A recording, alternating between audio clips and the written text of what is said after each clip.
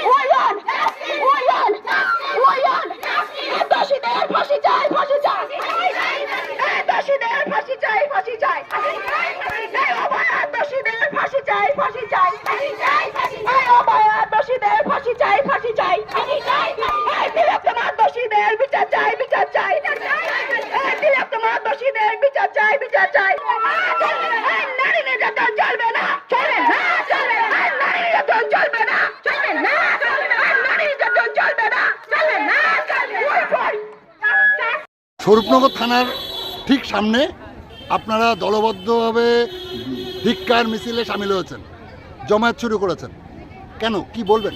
আপনারা কারা? আমরা স্বরূপনগর প্রজেক্টের আইসিডিএস ওয়ার্কার এবং হেলথ সবাই এখানে আজকে এক জায়গায় হয়েছি। আমরা আরজিকর কাণ্ডের অভয়ার বিচার চাই, অভয়ার ধর্ষকদের বিচার চাই, যত তাড়াতাড়ি সম্ভব আমরা সেই বিচার চাই। আমরা মহিলারা হয়ে আমাদের পক্ষে এই অত্যাচার সহ্য করা অসম্ভব হয়ে যাচ্ছে। আমরা মা, আমরা কারোর মা, কারোর বোন, কারোর মেয়ে।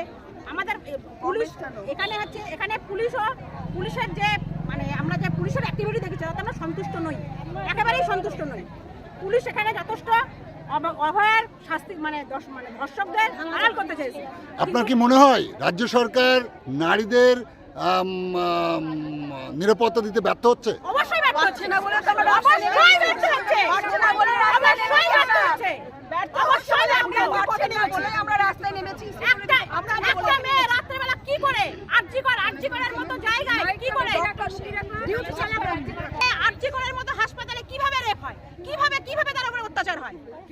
রাজ্য সরকারের কোনো ক্ষমতাই নেই নারীদের সুরক্ষা দেওয়ার। আমরা লক্ষ্মীর ভান্ডার চাই না, আমরা লক্ষ্মীর ভান্ডার চাই না, লক্ষ্মীর ভান্ডার চাই না, আমরা নিরাপত্তা চাই,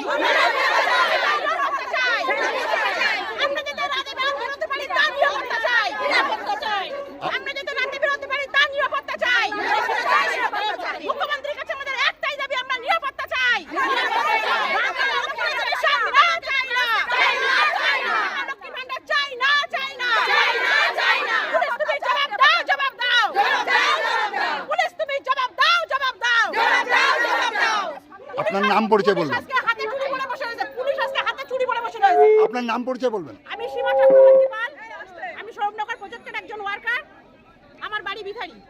ধন্যবাদ আপনাকে। এ সময় সমবেত আন্দোলনকারীরা শোকার্ত পরিবারের সাথে সমবেদনা জ্ঞাপন করতে 1 মিনিট নীরবতা পালন করতে দেখা যায়।